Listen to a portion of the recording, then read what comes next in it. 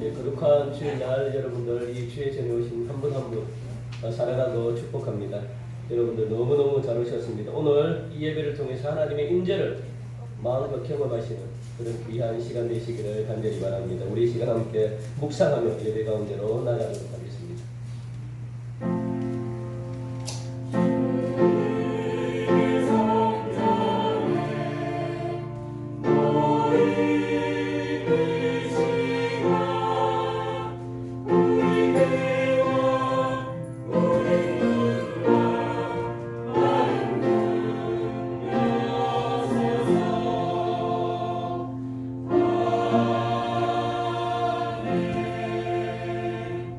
전능하신 하나님, 지난 한 주간도 저희 속 사람을 강건하게 해주시고 주님의 사랑 안에서 흔들리지 않고 살아갈 수 있는 은혜 주심을 감사합니다. 아무 공로 없는 저희들이 오늘도 오직 예수 그리스도의 이름을 의지하여 주님 앞에 나왔습니다. 믿음의 눈을 열어주시고 하나님을 바라보게 하시고 귀를 열어주셔서 진리와 생명의 말씀을 깨닫게 하여 주옵소서. 마음의 문을 열어주심으로 말미암아 하나님의 임재를 깊이 경험하고 순종으로 응답하는 시간이 되게 역사하여 주옵소서. 감사하며 예수님의 이름으로 기원하옵나이다. 아멘. 우리 찬송 19장입니다.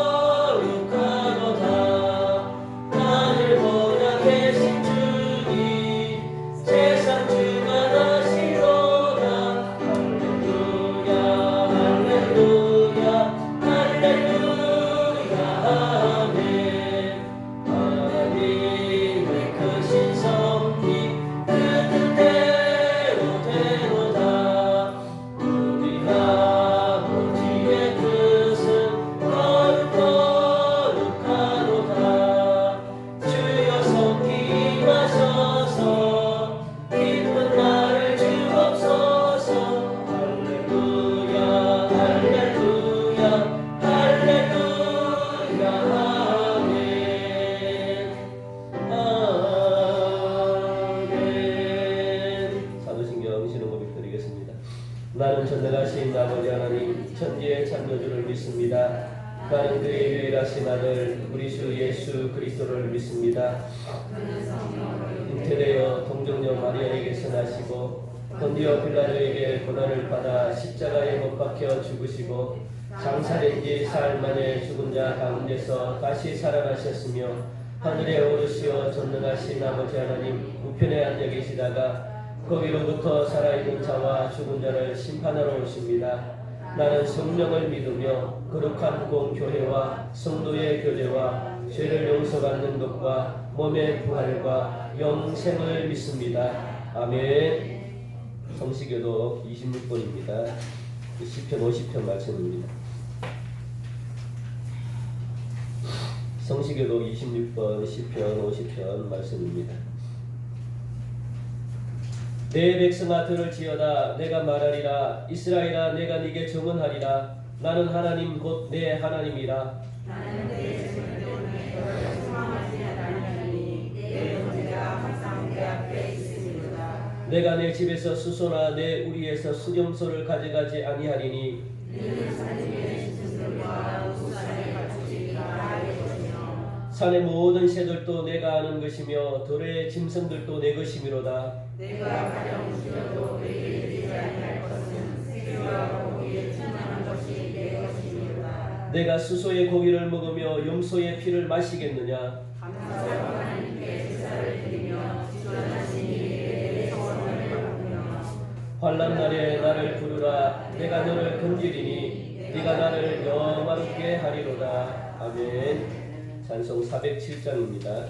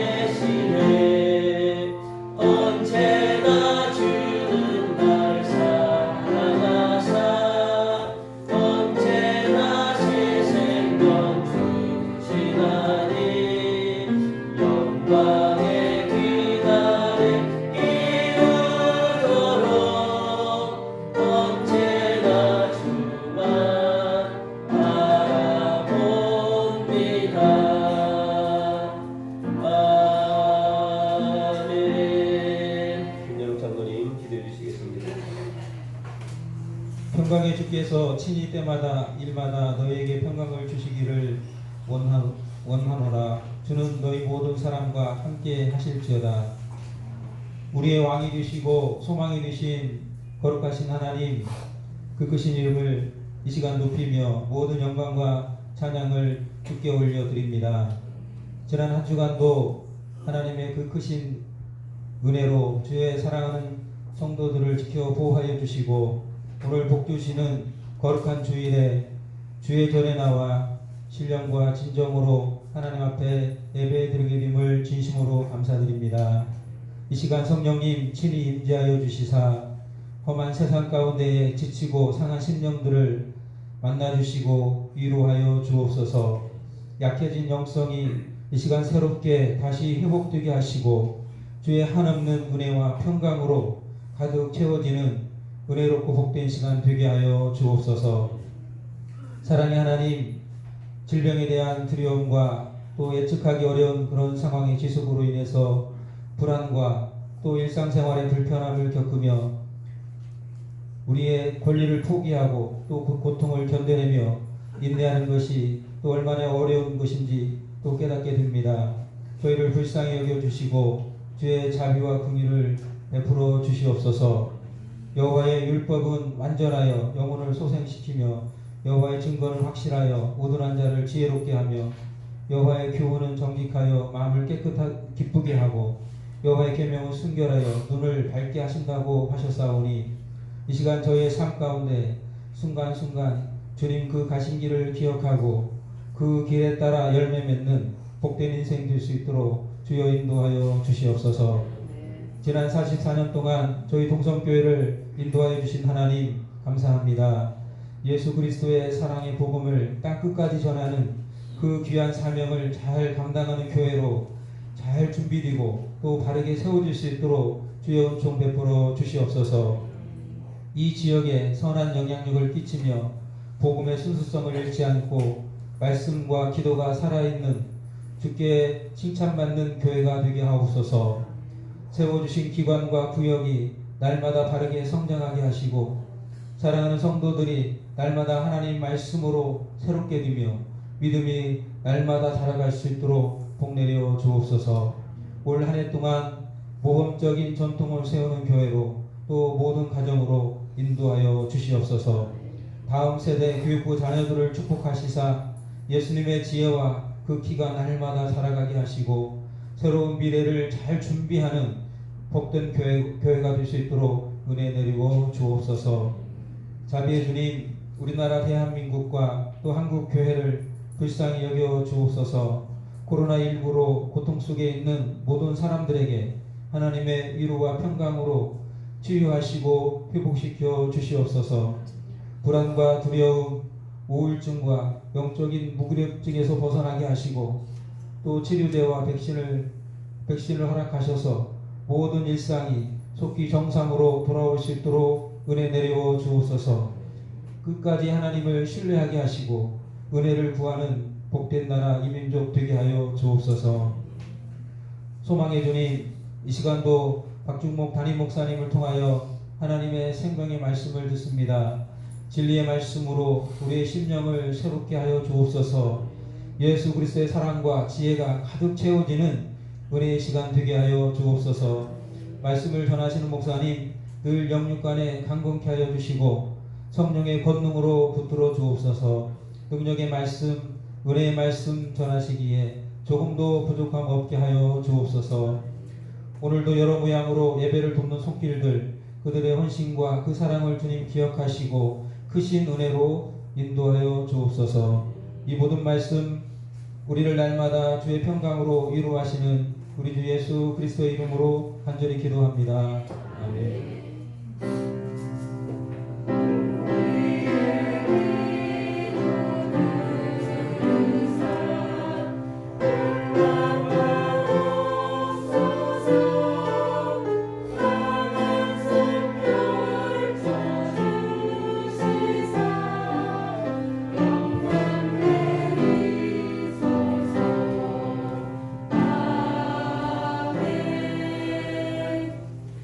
이 시간 우리에게 주시는 하나님의 말씀을 보도록 하겠습니다. 지난주에 이어서 요한일서 1장 5절부터 10절까지 말씀입니다. 요한일서 1장 5절부터 10절까지 말씀을 보도록 하겠습니다. 신약 387면입니다. 요한일서 1장 5절부터 10절까지 말씀을 우리 한 절 한 절 교독하시겠습니다.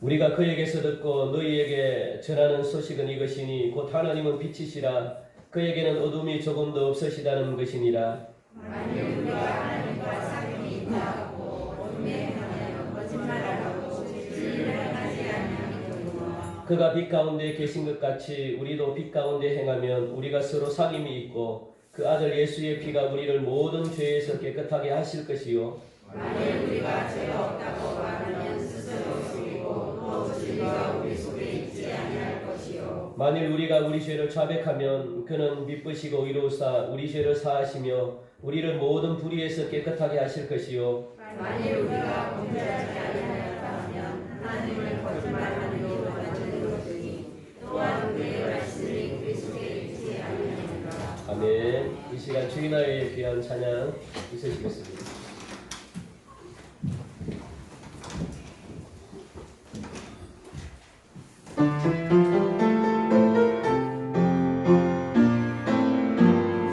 주님을 따라가는 걸어가리라. 거칠리고 밝은 별이 흐르는 곳 어디든지 주님께서 인도하시네. 사슴 위에 달려가는 쓰겠네. 걸어가세 주님 따라가세 어디든 가리라 주님과 함께 걸어가세 주님 따라가세 어디든지 주님 따라가야 해.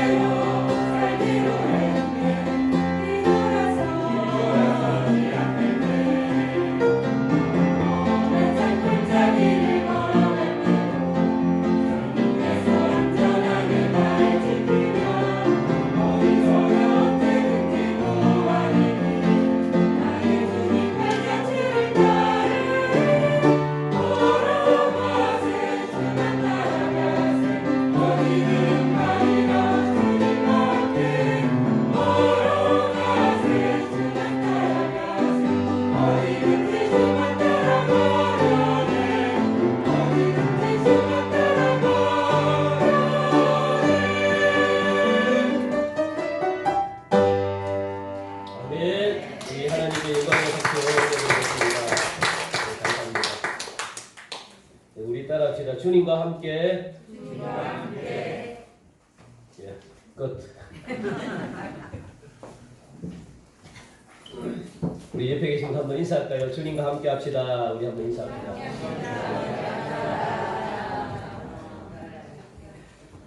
감사합니다. 오늘 말씀은 지난주에 이어서 계속 연결되는 그런 말씀입니다. 지난주에 요한 1서의 핵심 주제가 관계, 사귐이라고 말씀을 드렸습니다. 그렇다면 사귐은 구체적으로 무엇으로 나타나느냐라고 지난주에 말씀했죠. 기쁨으로 나타난다라고 그렇게 이야기했습니다. 이 기쁨을 전해주고 싶은 게 사귐입니다. 사귐. 우리가 가지고 있는 기쁨을 누군가에게 모르는 사람들에게 전해주는 게 사귐이라고 그랬죠. 사귐의 목적이 거기에 있는 거예요. 기쁨을 전해주는 것. 내가 전해주는 그 기쁨을 통해서 저 사람이 기뻐하는 모습을 통해 내가 기뻐하는 거예요. 왜요? 관계이기 때문입니다. 관계. 내가 시험 100점 맞았습니다. 누가 기뻐할까요? 부모님이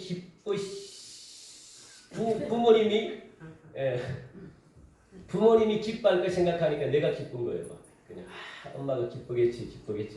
그게 뭡니까? 그게 사귐이에요. 사귐. 사귐을 통해서 기쁨을 얻는 겁니다. 자, 오늘은 5절부터 10절에 대한 내용인데 빛과 어둠에 관한 그런 내용입니다. 사귐을 이루는 것은 조건이 있대요. 그것은 빛 가운데 거해야 된다라고 말씀합니다. 사귐을 이루기 위해 조건이 있는데 빛 가운데 거하는 겁니다. 빛 가운데 행하는 겁니다. 빛 가운데 행한다는 것은 뭐냐면 거룩하고 정결한 삶을 말하는 거죠. 여러분들이 거룩한 삶을 살아야 되고 정결한 삶을 살아야 된다. 그 거룩하고 정결한 삶을 통해서 누가? 세상 사람들이 보고 기쁨을 얻기 때문에. 그 기쁨을 보면서 누가 또 기쁨을 얻을까요? 여러분들이 기쁨을 얻는 거죠. 내가 기쁨을 얻고 하나님이 기쁨을 얻는 거예요. 그게 무엇이라고 해요? 사귐이라는 겁니다. 그래서 사귐을 이루는 조건은 빛 가운데 행하는 것. 그게 되지 않으면 사귐이 이루어질 수 없습니다. 반대로 어둠 가운데 거하면 사귐은 파괴가 돼요. 5절에 말씀하죠. 우리가 그에게서 듣고 너희에게 전하는 소식은 이것이니 곧 하나님은 빛이시라 그에게는 어둠이 조금도 없으시라. 누가 어둠이 없대요? 하나님은 어둠이 없습니다. 왜 그렇습니까? 하나님은 빛이시기 때문에 그렇습니다. 빛이 있는데 어둠이 있으면 안 되죠. 그거는 가짜죠, 가짜. 가짜 빛이거나 빛이 환하게 있는데 어둠이 있다? 말도 안 되는 거죠. 그러니까 하나님은 빛이시니까 하나님에게는 어둠이 없습니다. 그 빛을 여러분들이 어둠을 쫓으려고 할 필요가 없다는 거예요. 왜요? 하나님의 빛을 우리가 받으면 되는 거죠. 빛을 받으면 어두면 자연적으로 물러간답니다. 그러니까 전혀 어둠이 없는 거예요. 하나님께서 어둠이 조금도 없기 때문에 하나도 없기 때문에 완전한 연합을 이룰 수가 있는 거죠. 완전한 사귐이 하나님에게서 이루어집니다. 사귐을 다른 말로 이야기하면 코이노니아라고 했습니다. 코이노니아, 함께라는 개념이 있습니다. 함께. 이 사귐이라고 하는 코이노니아 안에는 절대 조건이 있는데 그것은 무엇이냐? 빛에 거하는 겁니다. 사귐이 이루어져야 된다는 거예요. 사귐이. 빛에 거한다는 것은 뭐냐면 어둠에 거하지 않는다라는 거죠. 어둠에 거하지 않는다. 왜요? 어둠은 사귐을 방해하기 때문에. 사귐을 파괴하기 때문에. 어둠은 관계를 파괴하기 때문에 그렇습니다. 그러면 우리 7절 말씀 보니까 그가 빛 가운데 계신 것 같이 우리도 빛 가운데 행하면 무엇이라고요? 우리가 서로 사귐이 있다라고 이야기합니다. 우리도 빛 가운데 행하면 우리가 서로 사귐이 있대요. 빛 가운데 행해야만 서로가 사귐이 있다라고 말씀한 것입니다. 그 사귐은 어디서? 빛 가운데서 행할지는 거죠. 그래서 어둠은 여기서 말하는 이 어둠은 7절 보니까 사귐이 있고 그 아들 예수의 피가 우리를 모든 죄에서 깨끗하게 하실 것이요. 그러니까 7절에서 말하는 어둠은 곧 무엇을 말하느냐 하면 죄를 말합니다. 죄. 어둠은 죄입니다. 그 죄 때문에 관계가 파괴된다는 거예요. 그런데 여기서 말하는 이 죄는 무엇을 또 의미하느냐? 뭐가 죄냐? 자기 중심적인 삶을 가지고 죄라고 이야기합니다. 자기 중심적인 삶. 그게 뭡니까? 자기 자아, 내 자신, 자기 중심적으로 살아가는 것, 내 자신이 주체라고 생각하는 것, 그게 오늘 본문은 죄라고 이야기합니다. 그게 어둠이라는 거예요. 그게 내 속에 있으면 무엇이 이루어질 수가 없다고요? 사귐이 이루어질 수 없다고 이야기합니다. 그게 성경이 말하는 죄라고 이야기하죠. 중요합니다. 그래서 뭐든지 내가 중심이 되어야 된다는 거예요. 모든 게 내가 주체입니다. 내가 주체니까 상대방은 무엇으로 생각할까요? 그냥 나를 위한 덜러리. 상대방이 그렇게 중요하지 않습니다. 왜? 내가 중요하니까. 뭐든지 나니까. 내 중심으로 삶을 사니까 저 사람은 나를 위한 도구가 되는 거예요. 내 유익을 위해서 저 사람이 필요한 겁니다. 그러니까 저 사람을 아무렇게나 그냥 대하는 겁니다. 내 목적을 이루기 위해서. 그게 성경이 뭐라고 이야기합니까? 죄라고 이야기하는 거예요. 그게 어둠이라고 이야기하는 겁니다. 그래서 어둠 속에 거하면 무엇이 없다고요? 빛이 있을 수도 없고 사귐이 이루어지지 않는데요. 오늘 그 말씀이 결론입니다. 그 7절에서 말하고자 하는 것은 뭐냐면 친교, 사귐, 교제는 다 같은 겁니다. 그걸 통틀어서 무엇이라고 이야기하는 관계라고 이야기합니다. 관계. 그럼 이 관계가 무엇 때문에 파괴가 되느냐? 자기 중심적인 삶 때문에, 자기 중심적인 생각 때문에, 자기 중심적인 행동 때문에 이 관계가 파괴된대요. 지금 이 7절은 그걸 말하고 있거든요. 그러다 보니까 어떤 일들이 벌어지냐면 다른 사람들을 중요하게 생각하지 않습니다. 지난주에 이야기했죠. 마귀란 놈은 여러분들 하나님의 자녀의 인격, 하나님이 자녀라는 그 신분을 갖다가 파괴합니다. 하나님은 우리를 무엇이라고 생각하냐면 너무너무 존귀하고 보배롭다. 하나님이 우리를 너무너무 아끼는데 너무 귀한 존재라고 하나님이 생각하는데 마귀란 놈은 자꾸만 그렇게 하나님이 귀한 인격, 우리의 존중 하나님이 그렇게 우리를 만들었는데 마귀란 놈은 자꾸 우리의 인격을 파괴한다고요. 아무렇게나 그냥 끌고 막 그냥 종처럼 막 우리를 부립니다. 아나무인격으로 우리를 갖다가 막 대합니다. 누가? 자기 중심적인 생각을 가지고 있는 내가 누구를? 상대방을 그렇게 생각한다는 거예요. 이거는 있을 수가 없습니다. 그러니까 하나님이 가장 싫어하는 것이 무엇이냐면 사람이 사람의 인격을 파괴하는 것, 사람이 사람을 무시하는 것, 하나님이 그거 못 참아요. 하나님도 사람에 대해서, 우리 인간에 대해서 함부로 대하지 않는데, 하나님도 함부로 대하지 않는데 누가 인간이 인간을 함부로 대합니까? 그거는 정말 있을 수가 없는 일이죠. 그래서 물건처럼 사람을 도구처럼, 물건처럼 비인격적으로 대한다는 거예요. 이게 여러분들 죄의 뿌리라고 이야기합니다. 죄의 뿌리. 죄의 뿌리는 무엇이냐? 자기 중심적인 삶에서 왔다는 거예요. 모든 죄가. 내가 내 삶의 중심이고 세상의 중심이고 다른 모든 것들은 다 나를 위해 존재한다. 이게 여러분 특별한 사람들이 가지고 있는 생각이 절대 아닙니다.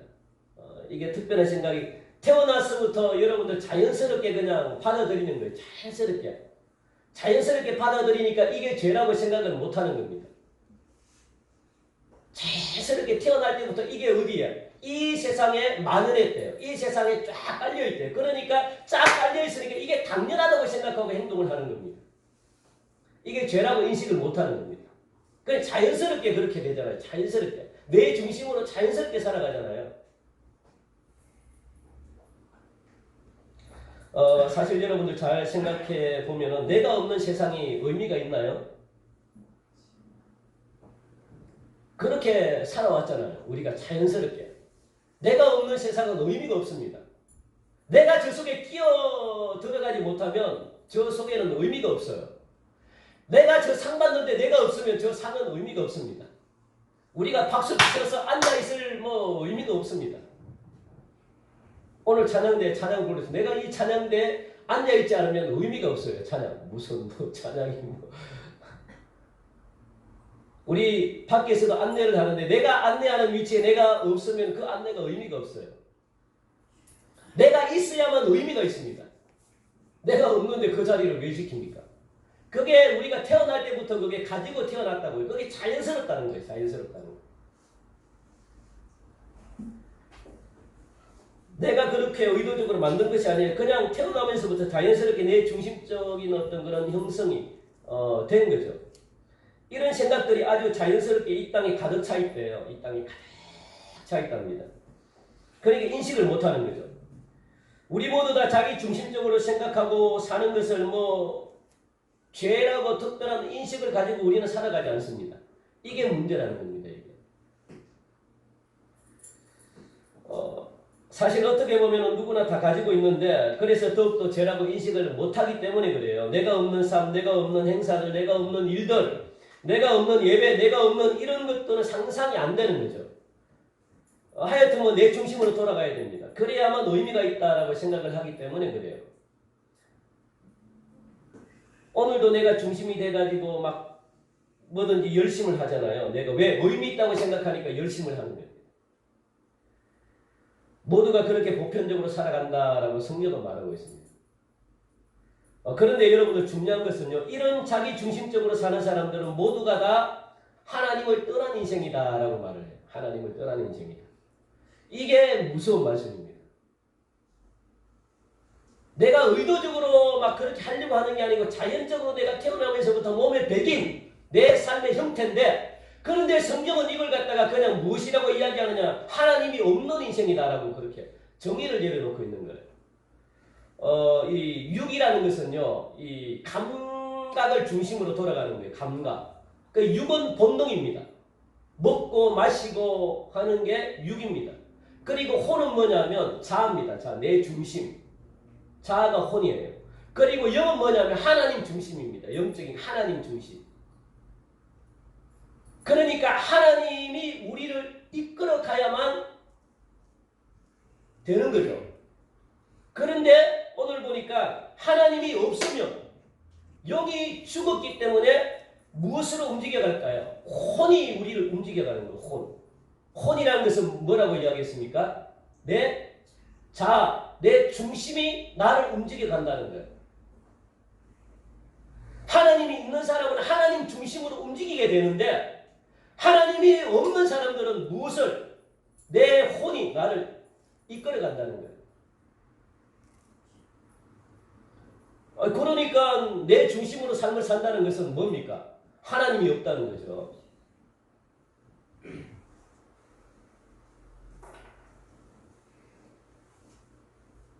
그러다 보니까 자기 중심으로 움직이게 되는 겁니다. 이렇게 되면은 자연스럽게 여러분들 자기 중심적인 어떤 것들이 막 개발이 됩니다. 내가 어떻게 하면 이 삶 가운데 유익을 얻을 수 있을까? 내가 어떻게 하면은 좀 더 이 손해를 보지 않고 내가 살아갈 수 있을까? 아니면 내가 어떻게 하면은 좀 더 원하는 목적을 이루며 살 수 있을까? 이런 것들이 막 자란다는 거예요. 이런 것들이 개발이 된다는 거예요. 내가 좀 더 어떻게 하면 더 많이 갖고 더 많이 소유하고 더 높은 자리에 앉아있고 막 이게 자꾸 커진다는 거예요. 이게 더 유능해 보이고 이렇게만 움직인다는 겁니다. 그런데 우리를 놀라게 하는 것은요. 성경은 이걸 가지고 이런 삶을 가지고 성경의 중요한 선포가 뭐냐면 이렇게 하는 것이 죄다라고 분명하게 정의를 내려놓고 있습니다. 이렇게 하는 것이 죄다. 이런 삶을 사는 것이 죄다. 결국 이런 생각들이 무엇을 만들어내냐 하면 내 인생의 주체는 나라고 하는 거예요. 나. 내 인생의 주체는 나다. 이거는 굉장히 교만합니다. 내 인생의 주체가 어떻게 납니까? 나라고 하기 때문에 내 생명을 죽는 거예요. 그냥 자살도 마음대로 합니다. 여러분 자살 마음대로 못해요. 죽는 것도 마음대로 못해요. 왜? 내 인생의 주체가 내가 아니기 때문에 내 주인이 따로 있기 때문에 마음대로 못해요. 그러니까 우리는 지옥 갑니다. 자살하면. 자살하면 왜냐하면 자기 생명이 아닌데 자기 생명이 아니고 하나님의 생명인데 자기 생명처럼 생각해서 마음대로 하는 그러니까 자기 학대하는 것도 죄입니다. 죄. 자기 학대하면 안 돼요. 자기를 살아가지 못하는 것도 죄입니다.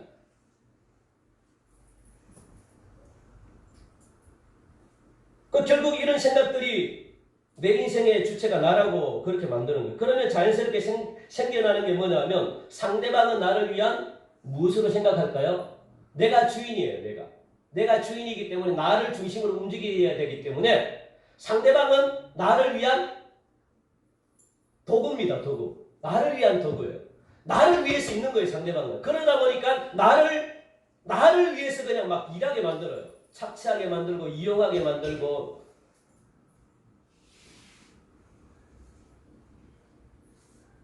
여기 우리 걱정하지 마세요. 여러분들은 없습니다. 여러분들은 없어요. 걱정하지 말고 심각하게 듣지 말고 심각하게 듣기는 들어야죠.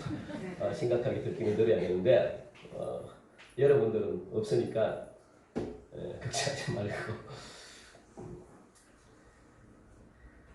그래서 자연스럽게 그냥 상대방 갖다 멸시하게 되고 막 그렇게 되는 거죠. 착취하게 되고 하나님은 이 땅의 모든 인간들을 보배롭고 존귀한 존재로 만들었다는 것을 인식하면요. 그렇게 이용을 못해요.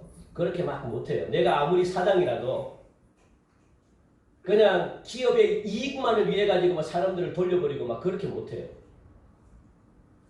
그리고 필요 없으면 잘라버리고 그렇게 못한다고요. 그거는 자기 중심적인 삶이기 때문에 그렇습니다. 그러니까 하나의 도구밖에 취급을 안 하는 거예요. 많은 분들은 아니라고 부인하겠지만 이런 생각들이 자연스럽게 우리 삶 가운데 자리 잡은 거예요. 그러니까 죄라는 걸 인식을 못하는 겁니다. 왜 사람들이 그렇게 살아가는데 그렇게 안 살아가면 바보라는데 그렇게 안 살아가면 사람들이 손가락질하는데 그래서 그렇게 살아가는 거죠. 그렇게 못 사는 네가 바보지. 그렇게 이야기를 합니다. 성경에 보면 죄가 관영했다 그래요. 죄가 땅에 편만했다. 가득 찼는데도 사람들은 죄를 인식하지 못하고 살아가는 거예요. 그것과 똑같은 거예요. 죄가 이 땅에 가득하는데도 내가 하는 게 죄라고 생각을 안 하는 거예요. 내가 하는 것은 죄가 아니고 저 사람이 하는 건 죄고. 왜냐하면 가득 차다 보니까 모릅니다. 이게 죄의 근원이라고 하는 사실을 여러분들 받아들이시기 바랍니다. 그래서 세상의 구조와 영적인 구조는 완전히 다릅니다, 여러분들. 세상의 구조와 영적인 구조. 그 세상의 구조는 잘 사는 사람만이 잘 사는 세상이에요. 죄송합니다. 가난한 사람은 잘 살기가 힘들어요. 현대 이 세상은. 세상의 구조가 그래요. 아무리 발버둥을 쳐도 가난한 사람들은 이 세상의 구조가 그렇기 때문에 아무리 발버둥을 쳐도 잘 살기는 힘듭니다. 왜 그럴까요? 세상이 그렇게 내버려 두지 않거든요. 있는 사람들이 착취하게 돼 있어요. 가진 사람들이 착취하게 돼 있어요. 그게 세상입니다. 그 영적인 것은 안 그래요. 세상은 있는 사람들이 없는 사람을 죽여버려요. 그래야만 자기가 살 수 있기 때문에 그래요. 그 사람을 밟고 일었어야만 자기가 살 수 있기 때문에 능력 있는 사람을 인정하지 않습니다. 실력 있는 사람을 세상은 인정하지 않습니다. 그 사람을 밟고 내가 일었어야만 되는데 어떻게 그 사람을 인정하겠습니까? 그러니까 아무리 가난한 사람들이 발버둥을 쳐도 가난을 못 벗어나는 거예요. 왜? 세상의 구조는 그래요. 내가 저 사람을 죽여야만 내가 올라가기 때문에 그래요. 그러니까 여러분들 죄송합니다만 세상에서 부자 되려고 하면 어떻게 해야 될까요? 똑같이 돼야 돼요. 똑같이.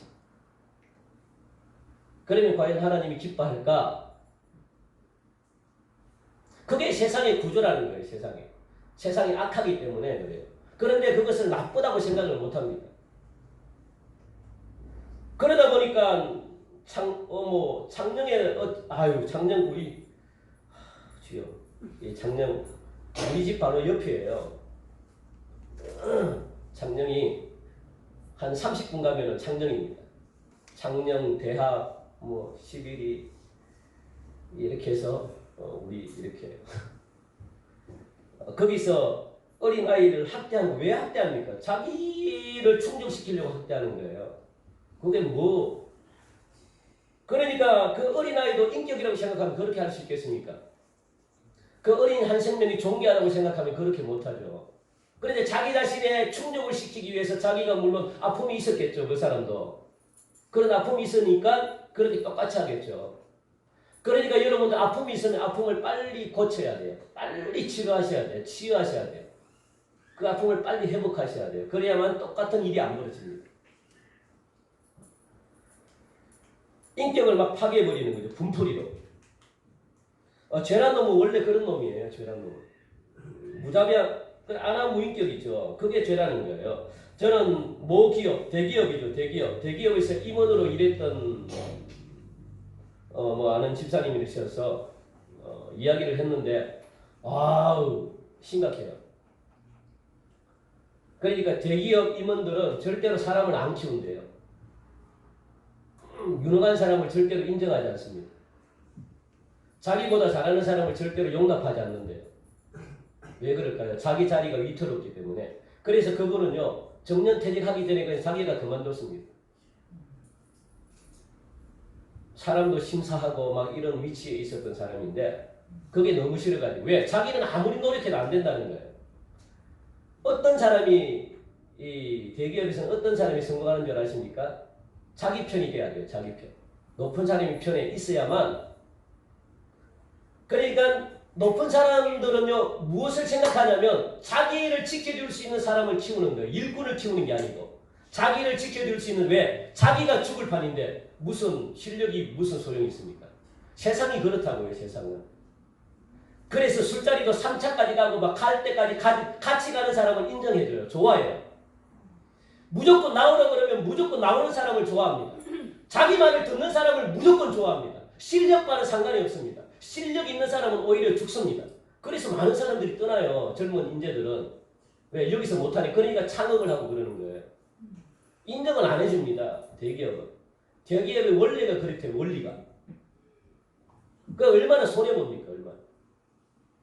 그게 세상의 세상의 구조라고요. 세상의 구조. 자기가 아무리 능력이 있어도 안 된다고요. 자기가. 세상은. 물론 하나님의 도우심으로 되는 사람들도 있습니다. 근데 그게 힘들다고요. 그게 세상의 구조가. 모든 게 자기 중심으로 되어 있기 때문에 그러니까 바른 관계가 이루어지지 않는 거죠. 바른 교제가 이루어지지 않는 거죠. 그래서 하나님을 떠난 인간은요. 그 인생의 주체이신 하나님을 몰아내는 거예요. 스스로 인생의 독립적인 주체가 되어버리는 겁니다. 이게 얼마나 큰 죄인지 모릅니다. 내가 너의 주인인데 진짜 주인을 쫓아내고 가짜 주인 자기가 앉아가지고 자기가 주인이라고 그렇게 하는 거죠. 여러분들 잘 들으시기 바랍니다. 굉장히 중요합니다. 하나님은 어느 누구도 막대하지 않아요. 가난하건 뭐 빈부격차를 떠나가지고 뭐 남녀노소를 떠나가지고 하나님은요 그 어떤 얼굴 피부치 따도 상관없습니다. 하나님은 그 어떤 이 인생을 갖다가 막대하지 않습니다. 모두 존귀하고 귀중한 존재로 생각해요. 왜냐하면 하나님의 원래의 모습이 뭡니까? 사랑이기 때문에 그렇습니다. 하나님의 원래의 모습은 사랑입니다. 그러니까 하나님은 원래 자체가 하나님 자기 자신을 위해서 존재하는 분이 아니에요. 사랑은 지난주 이야기했죠. 사랑은 어떨 때 이루어집니까? 사랑은 누가 있어야 돼요? 상대방이 있어야만 사랑이 이루어져요. 하나님 자체가 사랑인데 그러면 하나님 자체가 사랑인데 사랑이라는 것은 뭐냐면 상대방이 있어야만 사랑이 이루어질 수 있다고. 상대방이 있다는 것은 그만큼 나보다는 상대방을 먼저 생각한다는 거예요. 하나님이 그러신 분이라는 거예요. 하나님은 자기 자신보다 상대방을 먼저 생각하는 분이에요. 그러니까 무엇이 없다고? 어둠이 없다는 겁니다. 어둠이. 내 중심적인 하나님도 내 중심적인 삶을 하나님이 사시지 않는데요. 상대방을 먼저 하나님이 생각하신대요. 그래야만 사랑이 이루어지기 때문에. 나를 먼저 생각하는데 그게 어떻게 사랑이 이루어집니까? 그게 진정한 친교가 이루어질 수 있겠습니까? 안 그렇다는 거죠. 하나님이 그래서 하나님은 사랑이라는 거죠. 다른 누군가를 하나님은 끊임없이 축복해주고 싶고 다른 누군가를 위해서 희생하고 자기를 내어주잖아요. 자기를 내어주고 다른 사람을 살리는 게 이게 하나님의 진정한 모습이죠. 이게 사랑입니다. 나를 복종하면서 다른 사람을 살리는 거예요. 그게 하나님이 기쁘대요. 내가 죽지만 저 사람이 나로 통해서 살아나는 그 모습을 보면서 그 기뻐하는 모습을 보면 내가 기쁜 거예요. 막. 희생을 통해 가지고. 그게 하나님의 원래의 모습이라고 말씀하고 있습니다. 그런데 아담과 하와가 선악과를 따먹은 사건은요. 이 선과 악을 갖다가 스스로 결정하겠다는 겁니다. 한마디로 이겁니다. 하나님 더 이상 내 인생에 간섭하지 말라는 거예요. 내가 알아서 잘잘못을 내가 알아서 판단하겠습니다. 하나님 개입하지 마십시오. 내 인생에 피곤한데. 그게 하나님 따라가고 내가 결정하겠다는 거예요. 하나님을 몰아내 버리는 거죠. 내 인생에 무엇이 이득이 되고 내 인생에 무엇이 손해가 되는지 내가 알아서 결정하겠습니다. 하나님 잠시 빠져 계세요. 그게 죄라는 거예요. 그 하나님과 모든 결정을 갖다가 하나님과 의논해야 되는데 하나님과 의논하지 않는 내 스스로 결정하겠다라고 하는 것이 선악과를 따먹은 이유입니다. 그게 의미입니다. 선악과의 의미. 그래서 선악과를 따먹은 결과가 뭡니까? 하나님과의 관계가 깨지는 거예요. 관계가 깨지는 겁니다. 관계가. 하나님과의 관계가 깨지니까요. 이 땅에 있는 모든 관계가 깨지는 거예요. 하나님과 관계가 안 되면 모든 관계가 다 깨져요. 저는 그거 베델 성서에 나와요. 베델 시리즈. 혹시 압니까? 1년 과정. 베델 성경 공부하면 가장 성경 공부의 최난이도입니다. 1년 과정인데 외울 것도 너무 많고요. 거기에 나와요. 거기에 하나님과의 관계가 깨지면 사람과의 관계도 깨지고 자연과의 관계도 깨지고 나와 나 자신과의 관계도 깨지고 다 깨져요. 그게 부조화의 세계라고 이야기합니다. 부조화의 세계가 오니까 어려운 거예요. 그걸 지금 말하고 있는 거죠. 그러니까 아담과 하와가 서로가 비난합니다. 그리고 가인이 아벨을 막 죽이는 그런 일들이 막 벌어집니다. 왜? 관계가 깨져버리니까 사람과 사람의 사귐이 깨지기 시작합니다. 그러다 보니까 자연과의 사귐도 깨지는 거죠. 땅이 막 웅변키를 내버리고 그리고 지금 전 세계적으로 얼마나 이상기후가 많이 벌어집니까? 우리나라가 열대 지방이라고 이렇게 변할 줄은 누가 알았습니까? 이 사계절이 뚜렷한 우리나라가 봄, 가을이 없어지고 그 봄, 가을 옷을 갖다가 사면은 좀 요즘은 아깝다 생각이 들잖아요. 봄, 가을이 없어요. 날씨가 막 엄청 덥잖아요 지금. 전 세계적으로 대한민국이 가장 덥대요. 아프리카에 있는 사람들이 이야기합니다. 왜 이래 우리보다 더 덥냐고. 아프리카에 있는 사람들도 이야기합니다. 와 대한민국이 그렇게 덥다고. 그리고 춥기는 저 러시아 시베리아보다 더 춥대요. 우리나라가. 그 겨울에 못 지내요. 러시아에 있는 사람들도 춥다고. 못 들어봤습니까? 진짜 그렇게 이야기를 해요. 방송에서도 그게 나왔어요. 아프리카 연예인들이 한국 왜 이래 아프리카보다 더 자기가 케냐 사는데 케냐보다 더 덥다고. 이런 일들이 벌어질 줄 어떻게 알았습니까? 그리고 열대지방에 눈이 오르고 이런 현상들이 지금 막 일어나요. 왜? 자연이 파괴됐기 때문에 그래요. 그리고 왜 저 아마존강은 쓸데없이 나무를 베가지고 말이야. 그거 왜 그렇습니까? 인간이 이익 때문에 자기 중심적인 생각 때문에 그래요. 자기 중심적인 이익을 취하려고. 그게 죄라는 겁니다. 죄는요 분리를 가져옵니다. 분리는 사귐을 계속 깨는 거예요. 그러니까 이제부터 내 삶에 있어가지고 하나님이 간섭하시는 걸 허용하지 않겠다는 거예요. 이건 엄청난 큰죄라는 거 여러분들 기억하시기 바랍니다. 만약에 여러분들의 자녀들이 어린 자녀가 초등학교 다니는 자녀가 엄마 간섭하지 마요. 이제부터 내 인생 내가 알아서 할 테니까. 화가 나지 않겠습니까? 참 그게 부모님 입장에서 죄라는 거예요. 어린 꼬맹이가 지가 지 인생을 알아서 한다고. 뭘 알아서 한다고. 대학생 정도면 이해를 해줘죠. 그래도. 그런데 어린 초등학생 중고등학생이 와가지고 엄마 제 인생에 개입하지 내가 다 할 거 다 합니다 라고 하면 한번 치여받고 싶잖아요.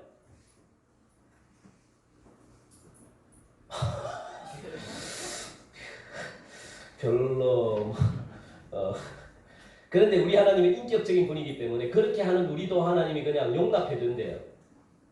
우리의 그런 생각과 주장도 하나님이 용서해 주신대요. 마음이 다칠까봐. 그것까지도 하나님이 인정해 주겠다는 거예요. 우리를 얼마나 사랑하는지. 어둠은 죄입니다. 죄의 본질은 자기밖에 모르는 자입니다. 어둠이니 죄가 사귐을 깨뜨려요. 하나님과의 사귐이 깨어지면요. 사람과 사람의 사귐이 깨어지고 자연과의 관계도 깨어지고 국가 간의 사귐도 깨어지고 전쟁이 막 일어나고 그런 분위기가 막 연출이 됩니다. 모든 것이 다 깨어져요. 근본적으로 하나님과 우리가 왜 사귐이 깨어졌는가? 죄 때문입니다.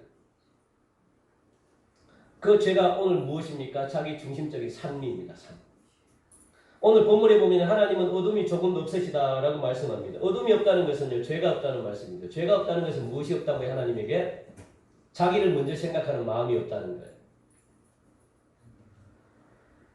그러니까 처음부터 끝까지 하나님은 나에게 초점이 맞춰져 있습니다. 여러분에게 하나님은 초점이 맞춰져 있어요. 우리 동성교회 여러분 한 분 한 분에게 하나님은 초점이 맞춰져 있다고요. 그게 바로 하나님은 사랑이시다라는 겁니다. 사랑이시다. 자, 그러면 온전한 사귐을 원한다면 여러분들 빛 가운데다 넣으시기 바랍니다. 그게 온전한 사귐입니다. 누가복음 9장 23절 말씀 보니까 이렇게 이야기를 해요. 또 무리에게 이르시다. 아무든지 나를 따라오려거든 자기를 부인하고 날마다 제 십자가를 지고 나를 따를 것이다. 그러니까 어둠이 조금도 없는 빛이라는 것은 무엇이냐면 죄와 어둠과 자기 중심적인 삶은 똑같은 겁니다. 죄가 뭐냐? 어둠이다. 어둠이 뭐냐? 자기 중심적인 삶이다. 이게 똑같은 거죠. 그러니까 어둠에서 빛으로 나온다는 것은 여러분들 무슨 말씀이냐면 자기 중심적인 삶을 깨뜨려버리는 거예요. 자기 중심적인 삶을 깨뜨려버린다는 것은 뭐냐? 자기를 부인한다는 거예요. 부인하고 날마다 자기 십자가를 진다는 거예요. 십자가를. 그리고 예수님을 따른다는 겁니다.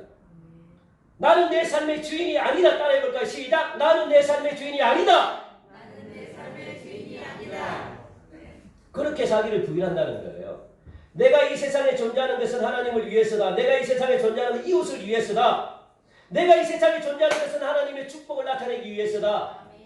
내가 이 세상에 존재하는 것은 형제자매를 축복하기 위해서다. 이게 자기를 부인하는 거예요. 나는 나를 위해서 사는 게 아니다. 그거 한마디만 하면 된다고요, 여러분들. 뭐 자기를 부인한다는 게 뭐 거창한 게 아닙니다. 수도성처럼 뭐 산속에 들어가가지고 내 자신을 갖다가 복종하면서 그냥 먹는 것 안 먹고 그냥 막 40일 동안 금식 이렇게 하라는 게 아니에요. 이거는 그냥 일부분입니다. 일부분. 여러분들이 그렇게 하겠습니까? 그러니까 못하는 거예요. 이게 거창하게 생각하니까. 절대로 자기 부인은 그게 아닙니다. 뭡니까? 내 삶 속에서 무엇이에요? 내 삶 속에서 그냥 하나님을 나타내는 거예요. 모든 영광 하나님 것입니다. 나는 내 자신을 위해 있는 게 아닙니다. 이웃을 위해서 내 자신이 있습니다. 그걸 인정하는 거예요. 인정하는 거. 날마다 인정하는 거예요. 그러다 보면 나도 모르게 어떻게 해요? 그런 마음이 생긴다고요. 하나님이 내 속에서 역사하는 거예요. 그러다 보니까 사귐을 통해 가지고 우리는 기쁨을 얻는데, 사귐을 통해 가지고 여러분들 고난을 얻으려고 하는 게 아니에요. 사귐은 고난을 주려고 하는 게 아닙니다. 사귐은 기쁨을 얻으려고 하는 거예요. 기쁨을. 그러니까 자기 부인과 십자가는 고난에 이르는 길이 절대 아니라는 거예요. 여러분들. 고난에 이르는 길이 아니고 자기를 부인하고 십자가를 진다는 건 축복의 길을 걷기 위해서 그런 거예요. 축복의 길. 기쁨과 축복에 이르는 길입니다. 기쁨과 축복을 얻기 위한 비밀이 바로 자기 부인이라는 거예요. 자기 부인. 자기 자신을 갖다가 아니라고 부정하는 거예요. 그래서 우리는 다른 사람을 이용하려고 해도 안 되고요. 우리 때문에 남들이 축복을 받을 수 있는 길을 막아버려서도 안 되는 거예요. 그래서 그 축복을 보면서 우리 마음이 기쁨을 얻는다는 거예요. 이것이 진정한 사귐이다라고 말합니다. 우리가 하나님으로부터 받았던 축복과 기쁨을 알지 못하는 이웃들에게 사귐과 교제를 통해 가지고 알려주는 거예요. 여러분들. 하나님께 받은 축복이 얼마나, 기쁨이 얼마나 큽니까? 그걸 사귐을 통해 가지고 알려주는 거예요. 나는 하나님께 이런 기쁨과 축복을 받았어. 너도 받기를 원해. 그래서 자꾸는 교제 속으로 그 사람, 안 믿는 사람들 끌어들이는 거예요. 그래서 이 기쁨을 갖다가 저 사람이 알면 내가 기뻐하는 거죠. 6절을 보면 그렇잖아요. 6절. 만일 우리가 하나님과 사귐이 있다 하고 어둠에 행하면 거짓말을 하고 진리를 행하지 아니함이거니와, 우리가 사귐이 있다 하면 어둠에 행할 수 없대요. 절대로. 어둠에 행하면 사귐이 없다는 말입니다. 사귐과 어둠은 절대로 하나가 안 돼요. 사귐이 있으면 어둠에 거할 수가 없습니다. 우리에게 어둠이 들어오면 사귐이 약해진다는 거예요. 약해진다는 거예요.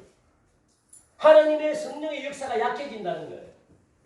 이것은 영적인 원리와 너무나 비슷하죠. 그러니까 온전한 사귐을 이루기 위해서는요, 어둠을 완전히 몰아내야 된다는 거예요. 어둠이 조금이라도 있으면 안 된다는 거예요. 완전히.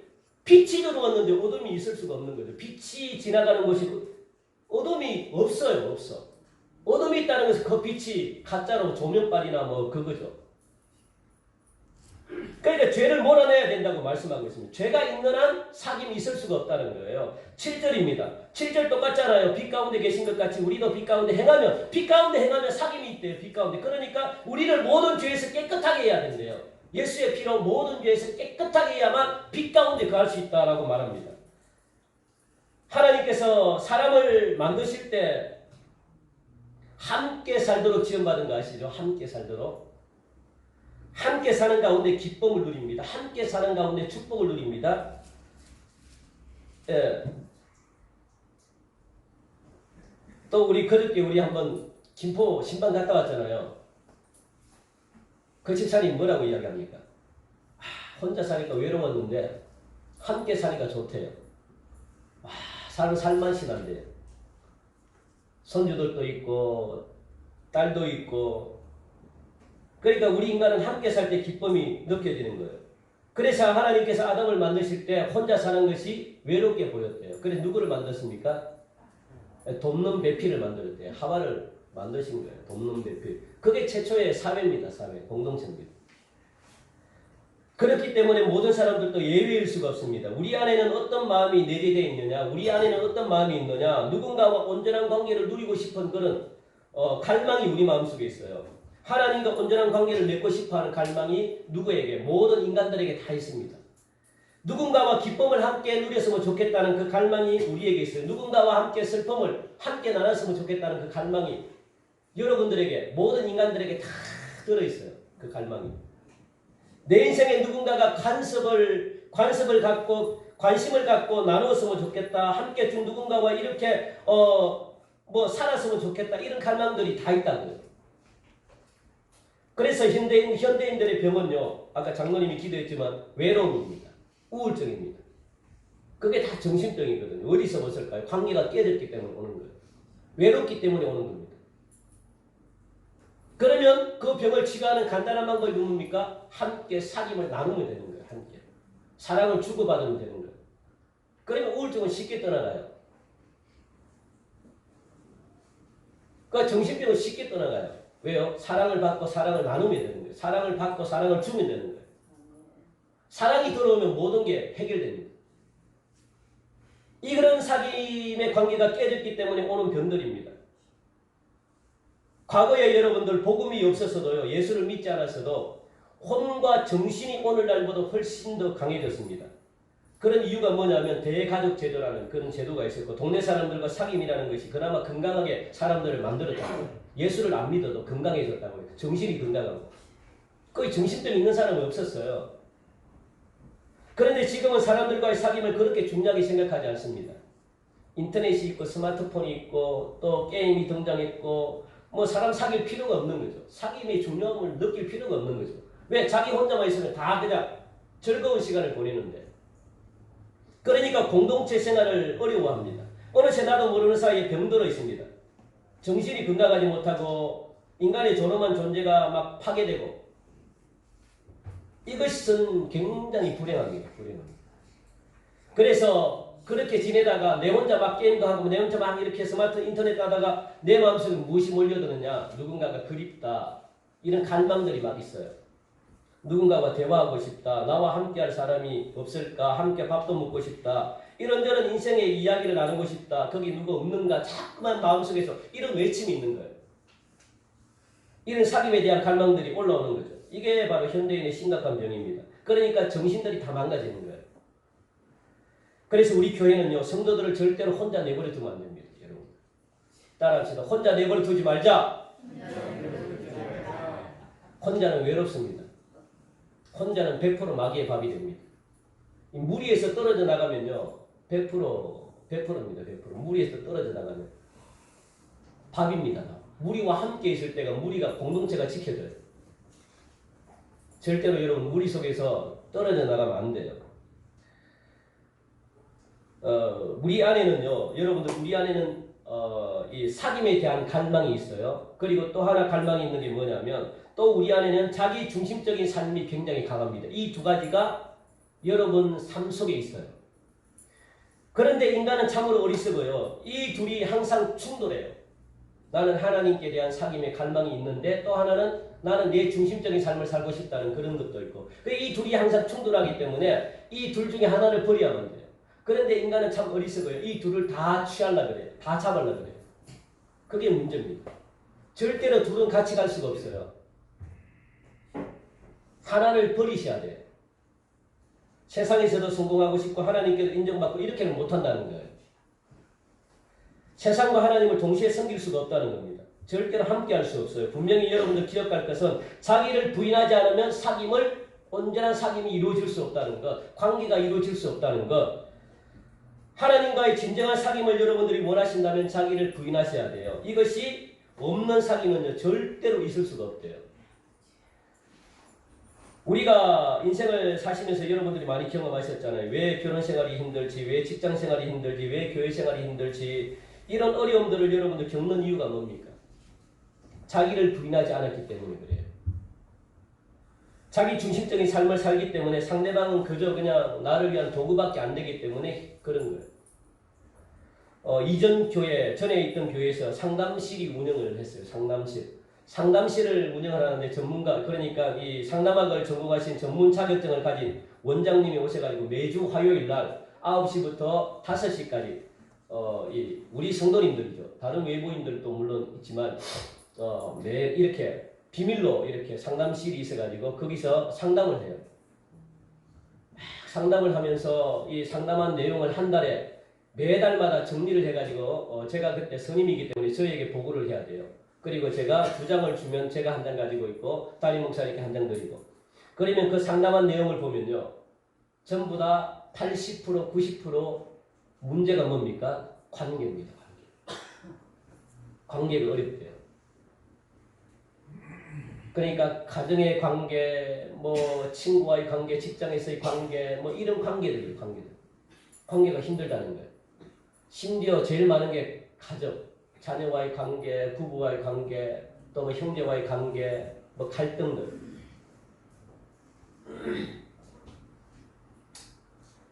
관계가 힘든 분들에게 이야기를 합니다. 이렇게 하십시오라고 정답을 가르쳐주면 다 싫대요. 다 싫대요. 내 자존심 상하는 거 싫고 욕 들어먹는 거 싫고 내가 지는 거 싫고 내 감정 상하는 거 싫고 저 사람의 말을 듣는 것 자체도 싫고 나를 무시하는 것도 싫고 그러면서 하나같이 무엇이 힘들다고 하냐. 관계가 힘들대요. 관계가. 뭘 어떻게 하는 말입니까? 뭘 어떻게 해요? 내 자존심은 내려놓기는 싫고 내가 저 사람에 가가지고 미안하다 손 내밀면 이 자존심 상할까 싫고 그러면서 관계가 힘들대요. 어이 그럼 뭐 어떻게 해요? 그럼 뭐 어떻게 해요? 뭘 어떻게 해요? 그걸 안 하고 관계가 힘들다는데 그 정답을 가르쳐줘도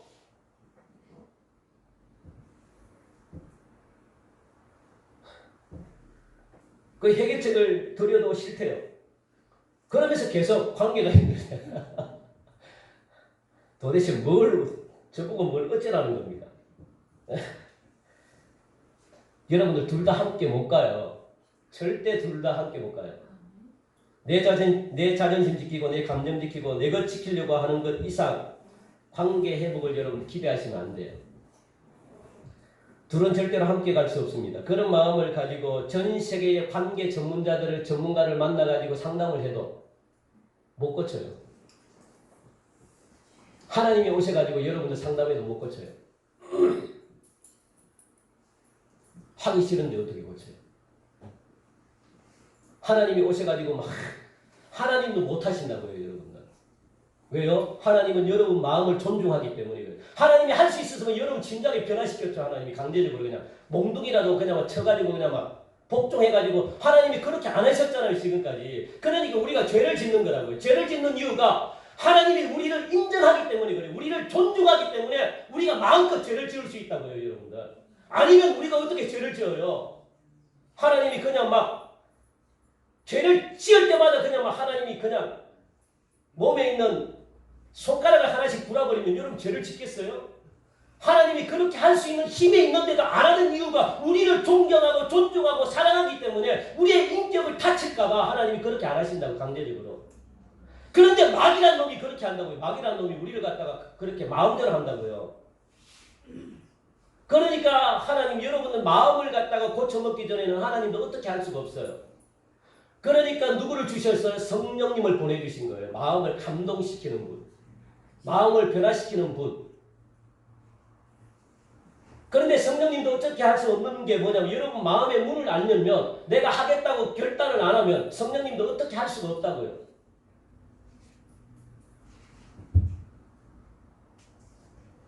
둘은 절대 갈 수 없습니다. 진짜로 여러분들이 언제나 사귐과 관계와 거기서 오는 기쁨을 갈망하신다면 필연적으로 해야 되는 게 있는데 한쪽을 반드시 놓으셔야 돼요. 어둠을 놓아야 됩니다. 어둠이 죄잖아요. 죄를 놓아야 됩니다. 여기서 말하는 죄는 내 중심적인 삶을 놓아야 됩니다. 여러분들 정말로 나를 때려도 여러분 죽었다면서요. 하나님 앞에 드리는 산제물이라면서요. 아닙니까? 아닙니까? 하나님이 기뻐하는 산재물이라면서요. 그러면 재물은 죽었잖아요. 죽은 사람이 때려도 말이 없어요. 죽은 사람이 나를 멸시하고 나를 갖다가 핍박해도 내 자존심이 구기는 이야기를 해도 말이 없다고요. 말이 없다고. 그래야만 관계가 회복이 되는 겁니다. 가만히 계신다는 거예요. 죽어야만 진정한 사귐이 이루어져요. 여러분들이 이렇게까지 신앙생활 하고 싶지 않다. 난 이렇게는 힘들어서 못하겠다라고 하신다면 어쩌겠습니까? 둘 다 잡으셔도 괜찮아요. 그런데 둘 다 잡아도 똑같이 힘듭니다. 방법이 없어요. 그렇게 사셔도 괜찮은데 그런데 똑같은 힘듦이 와요. 변하지 않습니다. 그래서 하나님 앞에 울고불고 힘들다고 하시면 안 되는 거예요. 둘 다 잡고. 방법은 간단한데 그게 여러분들 울 일입니까? 내가 잘못해서 내가 안 놓아서 그런 건데.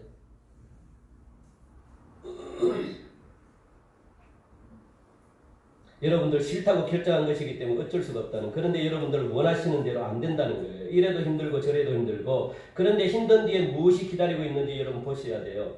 그 힘듦이 기쁨을 가져다 준대요. 기쁨을. 그러니까 힘들지만 내가 해야 되는 거예요. 왜? 기쁨이 있기 때문에. 사랑하는 성도 여러분, 이제 더 이상 어둠 가운데 거하지 마시고 나를 부인함으로 빛 가운데로 나오시기 바랍니다. 영원한 하나님의 사귐 가운데 기쁨을 여러분들이 회복하시고, 그리고 그 기쁨을 나와 다른 사람들에게 같이 사귐을 통해서 나눠주는 그런 회복이 있는 그런 귀한 삶을 사시기를 주님의 이름으로 간절히 축원드립니다. 기도하시겠습니다. 하나님 참 감사합니다. 오늘도 귀한 말씀 주시니 감사합니다. 하나님, 나를 부인하게 하여 주옵소서. 내 중심적인 삶을 버리게 하여 주시고, 그러므로 말미암아 내 속에서 진정한 사귐이 이루어지는 그런 축복을 허락하여 주시옵소서. 주님의 은혜가 나를 통해서 기쁨이 되기를 간절히 원하오며 예수님 이름으로 기도하옵나이다. 아멘. 우리 찬송 391장 부르시면서 봉헌 드리겠습니다.